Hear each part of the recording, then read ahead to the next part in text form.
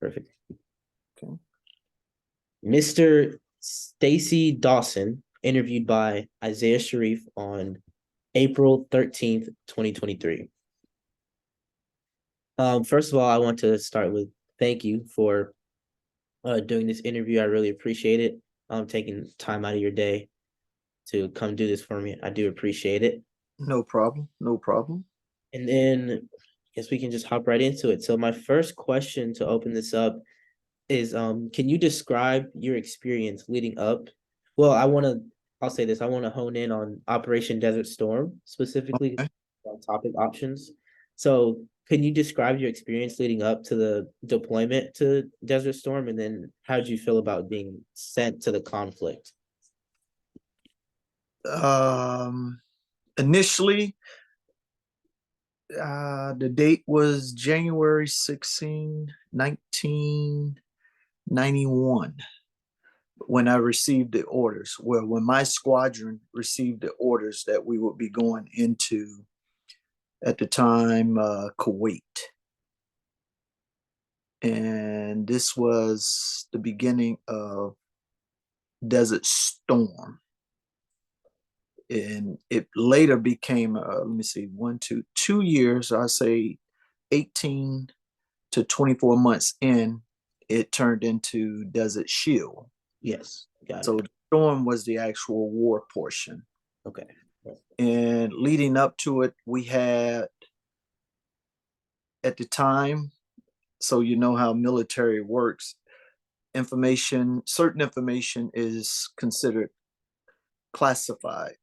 Right, So right. when we received orders, the world knew that we was going to war with Iraq. And the basis of that war was because the president of Iraq, Saddam Hussein, invaded what we called an allied country, which was Kuwait. Right.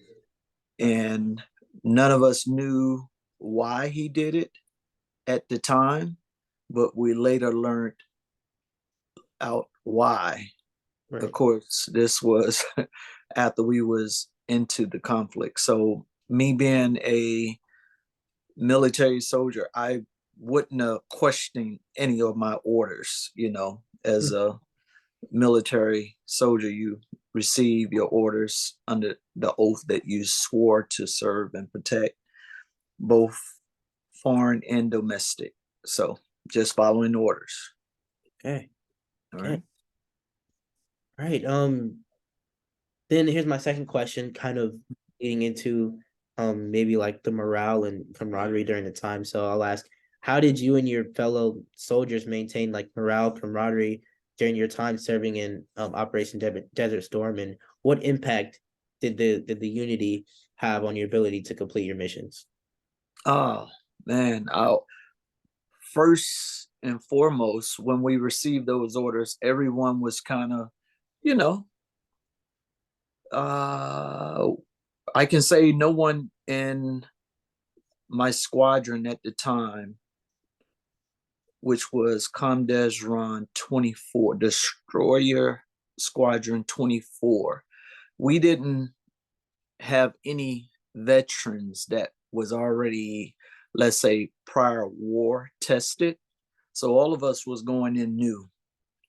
And the morale was kind of, puzzling. No one knew what to expect because we had to travel so far to get there. And of course, we traveled by ocean. Right. So we were on the ship.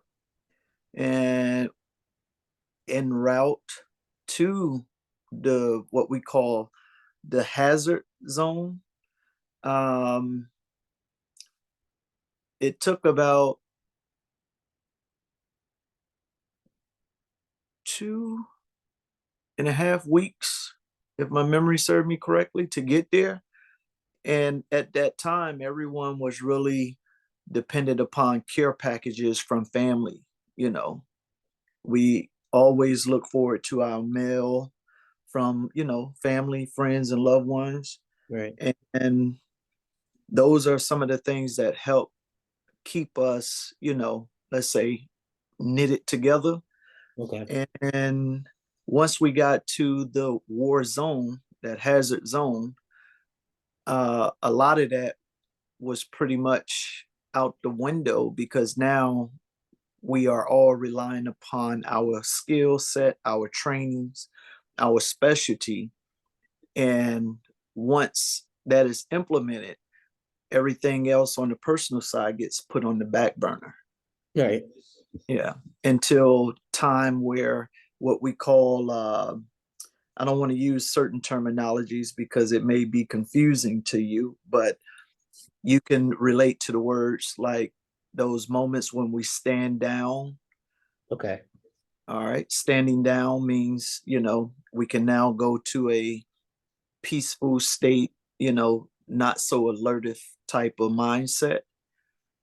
And in that transitioning of standing down from our normal duties, we will always resort back to the things that, brought us peace, joy, fun, you know, memories of, family and friends back home was always the things that we would resort back to, from our homelands is what we call, Right. yeah, culture, you might add. There you go.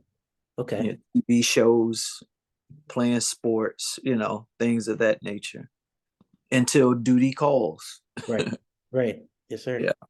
Okay. Thank you. Then so I'm gonna kind of shift gears from like personal experience to kind of like Mm-hmm.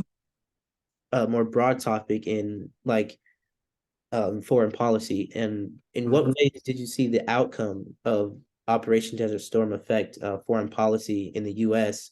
and the wider political landscape of the Middle East? And do you think that that ultimately conflicted, um, or do you think the conflict ultimately achieved its stated objectives or the goal or the mission I that you guys got you. were supposed to? Okay. So again, resorting back to once we got to the hazard zone, we was just following orders, Hmm. not knowing the reason behind the invasion, Right. because only certain levels of intel will provide that information. So what we later learned was that Saddam Hussein was upset at our dignitaries here in the US. And at the time, it was President Bush, Herbert Bush, the daddy, senior. Right. Okay. What he did, if you didn't know, the Bush family are what we call an oil cartel family. Okay. And Senior Bush, or I'll give you his nickname, we called him um, B-52, Okay. Bomber B-52 for, Herbert Bush. That was his nickname throughout, the military. Okay. And what he was doing was he was stealing oil from Kuwait when him and Saddam Hussein had an agreement that all oil would come from Iraq into the US. Okay. So when he found out that the US was getting oil out of Kuwait, then he started bombing all of the oil wells in Kuwait, Mhm. stop and disrupt that because it wasn't, basically, he saw it as the United States coming in and stealing from his nation. And that's what we later learned is that the US went against the policies of Iraq Mhm. and started stealing the oil by way of taking it out of Kuwait. Okay. Okay. Okay. And then this question is kind of related to like broader aspect of the US and like the military in general, but it's kind of about technology. Uh Okay. it was Let me let me do this here. I hate to interrupt, but just to give the other part of your question, you also stated how did it affect foreign policy? yes. Yeah, I want to make sure that it get fulfilled as far as, what information you're trying to, document. Perfect. So far as the foreign policy part, the U.S. being who they, let's just say, I won't say the U.S., but those members within the U.S. government Hmm. sought after means of resources from other nations. But in this case, we will deal with Iraq, because the main thing that they was taking out of the Middle East region here in Iraq and Kuwait was oil and gas. And it was never mentioned or covered, or the information was never provided to the United States citizens that the reason why Saddam bombed Kuwait was because of, quote unquote, the representatives of the United States stealing oil from his nation.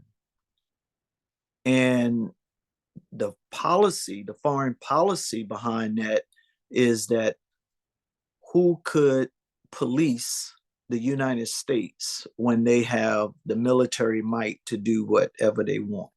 So that was a show of force that when Saddam bombed Kuwait, the US then turned around, sent in the soldiers to rid or protect Kuwait from Saddam's invasion.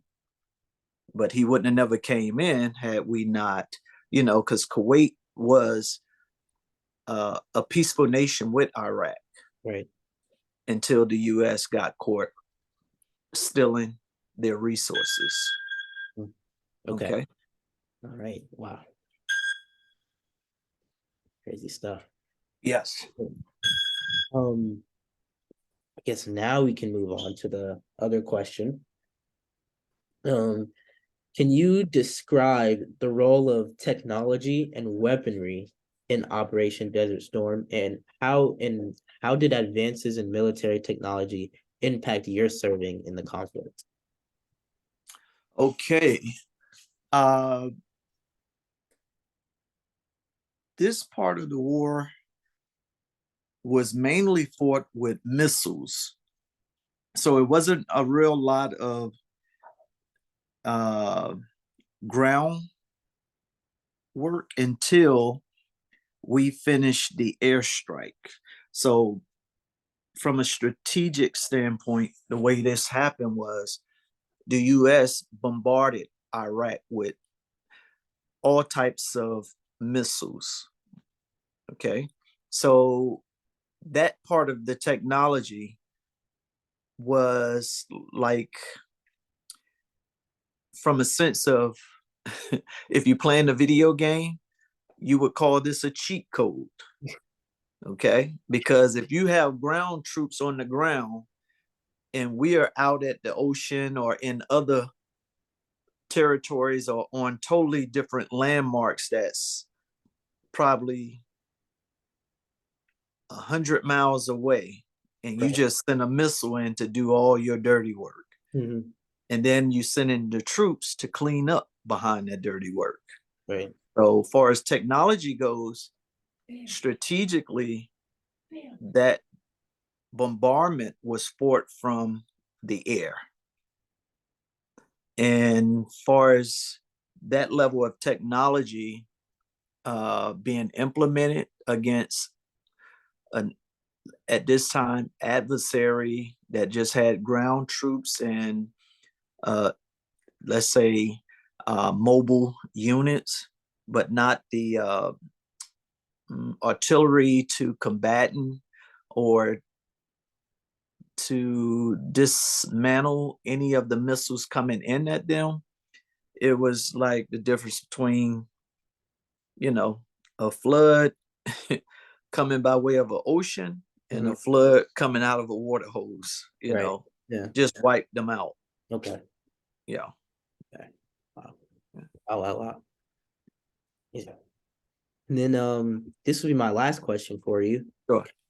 A conclusional question, wrap everything up, but then also kind of give some more insight into how you saw um your service impacted everything. And so the question is, what were some of the long-term impacts of Operation Desert Storm on the military and on the US society more broadly? And what do you think the legacy of the conflict has been in the US since the years of its conclusion? Okay. I would like to answer that question going backwards. Perfect. The conclusion is that that war was swept under the carpet, so to speak. You don't hear a lot of that. What happened? What was the outcome? And why Right. was that war even implemented? Right. So it's hush hush, like a whole lot of other wars, kind of goes down with as time passed. They're hoping that it's forgotten about. Mm-hmm. Okay. So going backwards, that was something that impacted all the ones that fought it to a standpoint of saying we had no business doing what we did because that war wouldn't have never took place had we or our superiors not did the wrong that they did. Right. Because Saddam at the time was one that kept the Middle East at peace, so to speak, because he actually was an ally of ours as well. We Right. taught and gave him everything that he had.